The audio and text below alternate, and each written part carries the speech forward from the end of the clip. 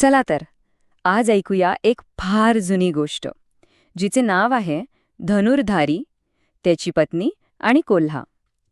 ही कथा वरवर जरी साधी वाटली ना तरी तिचा अर्थ खूप खोल आहे. आता विचार करण्यासारखी गोष्ट आहे नाही का की 2000 वर्ष जुनी एखादी गोष्ट आजच्या काळातली समस्या कशी काय सोडवू शकेल. ह्या प्रश्नाचं उत्तर कदाचित आपल्याला आश्चर्यचकित करेल. चला ते ह्या कथेतूनच शोधूया. पण ही गोष्ट ना एकदम सरळसोट सुरू होत नाही. यामागे एक पार्श्वभूमी आहे. खुद्द गौतम बुद्धांनी ती एका विशिष्ट कारणासाठी सांगितली होती. तर आधी आपण ती पार्श्वभूमी समजून घेऊया.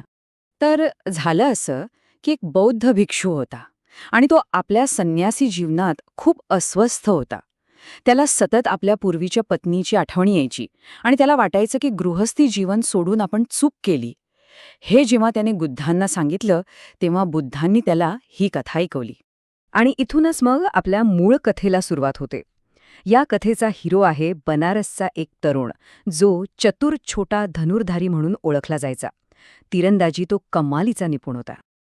तर हा धनुर्धारी आपल्या पत्नीसोबत बनारसला परत निघाला होता आणि वाटेतच त्याच्या समोर एक मोठं आव्हान उभं ठाकलं. एका जंगलात एका महाकाय हत्तीने असा काही धुमाकूळ घातला होता की तिथे जायला कोणीही तयार नव्हतं. आता विचार करा, एवढ्या मोठ्या हत्तीला हरवण्यासाठी त्याला किती बाण लागले असतील. फक्त एक, फक्त एका बाणात त्याने त्या हत्तीला जागीच ठार केला. तो बाण थेट त्याच्या डोक्यातून आरपार गेला. यावरूनच त्याच्या कौशल्याची कल्पना येते. इथे त्याचा विजय तर झालाच. त्याने ते ठिकाण सगळ्यांसाठी सुरक्षित केलं आणि प्रवास पुढे सुरू ठेवला. पण त्याच्या पराक्रमाची ही तर फक्त एक झलक होती.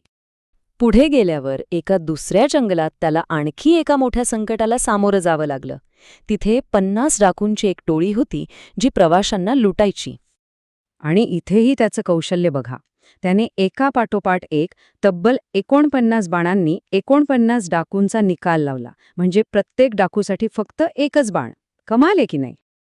पुन्हा एकदा त्याचा विजय झाला. जवळजवळ अख्खी टोळी त्याने एकट्याने संपवली होती. आता फक्त त्या डाकूंचा सरदार उरला होता. तो अजिंक्य वाटत होता. पण इथेच कथेत एक असा ट्विस्ट येतो ज्याची कोणी कल्पनाही केली नसेल. आणि इथून कथेचा बाजच पूर्णपणे बदलून जातो. जिथे शौर्य होतं तिथे आता विश्वासघात येतो. डाकूंच्या सरदाराला त्याने जमिनीवर लोळवलं होतं आणि तो त्याच्या छातीवर बसला होता. आता त्याचा शेवट करण्यासाठी त्याने आपल्या पत्नीकडे त्याची तलवार मागितली. म्हणजे बघा त्याचा तिच्यावर किती विश्वास होता. पण पुढच्याच क्षणाला जे घडलं ते धक्कादायक होतं. त्या डाकूंच्या सरदाराला पाहून ती स्त्री त्याच्यावर मोहित झाली आणि तिने आपल्या पतीला मदत करण्याऐवजी तलवारीची मोठ चक्क त्याच्या शत्रूच्या त्या डाकूच्या हातात दिली. केवढा मोठा विश्वासघात. पण या विश्वासघातानंतर पुढे काय झालं? त्या डाकूंच्या सरदाराने त्या स्त्रीला आपलंसं केलं असेल का? तर नाही. उलट त्याने एकदम थंड डोक्याने विचार करायला सुरुवात केली. तो डाकू तिच्या कृतीतून तिचा स्वभाव पारखून चुकला होता. त्याला कळून चुकलं होतं की जी बाई आपल्या नवऱ्याशी प्रामाणिक राहिली नाही ती त्याच्याशी तरी काय राहणार. कारण विश्वासघात करून विश्वास मिळवता येत नाही. मग त्याने एक युक्ती केली. तिला नदी पार करायची आहे असं सांगून त्याने तिचे सगळे दागिने घेतले आणि तिला तिथेच एकटीला सोडून तो पसार झाला. तिच्या हातात आता काहीच उरलं नव्हतं. आता ती बाई एकटी निराधार नदी किनारी रडत बसली होती. तेव्हा स्वर्गाचा राजा शक्र याने तिची ही अवस्था पाहिली आणि तिला एक धडा शिकवायचं ठरवलं. शक्राने एक छोटंसं नाटक रचलं. तो स्वतः कोल्हा बनला आणि त्याचे साथीदार मासा आणि पक्षी बनले. तर झालं असं की कोल्ह्याने लोभापायी तोंडातला मासाचा तुकडा टाकला आणि तो मासाला पकडायला धावला. पण यात झालं काय की त्याने मांसही गमावलं आणि मासाही. ही घटना म्हणजे त्या स्त्रीच्या चुकीचं एक प्रतिबिंबच होतं. आता गंमत बघा. स्वतःच्या लोभामुळे जिने सगळं काही गमावलं होतं तीच स्त्री त्या कोल्ह्याच्या मूर्खपणावर हसत होती. तिला स्वतःची चूक मात्र कुठेच दिसत नव्हती. तेव्हा त्या कोल्ह्याच्या बोलण्याने तिला जणू आरसाच दाहवला. त्याने तिची चूक तिच्याच तोंडावर सांगितली आणि तिला तिच्या कृतीची जाणीव करून दिली. चला आता आपण पुन्हा त्या सुरुवातीच्या भिक्षूच्या समस्येकडे येऊया. ही सगळी कथा त्याच्यासाठी मार्गदर्शक कशी ठरली ते पाहूया. आणि मग बुद्धांनी कथेतील पात्रांची खरी ओळख सांगितली.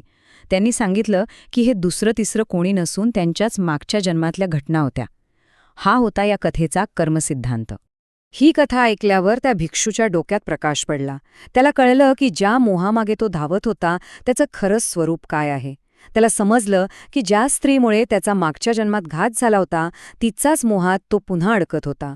आणि हे ज्ञान मिळाल्यावर त्याचा संन्यासी जीवनाचा निश्चय आणखी पक्का झाला. आणि शेवटी शक्राची ही म्हण आपल्याला एक खूप महत्वाचा विचार करायला लावते. जो मातीचे भांडे चोरेल तो पितळेचेही चोरण्यास मागेपुढे पाहणार नाही. ही म्हण चारित्र्याच्या स्वरूपाबद्दल आणि विश्वासघाताच्या वृत्तीबद्दल एक शाश्वत सत्य सांगते, नाही का?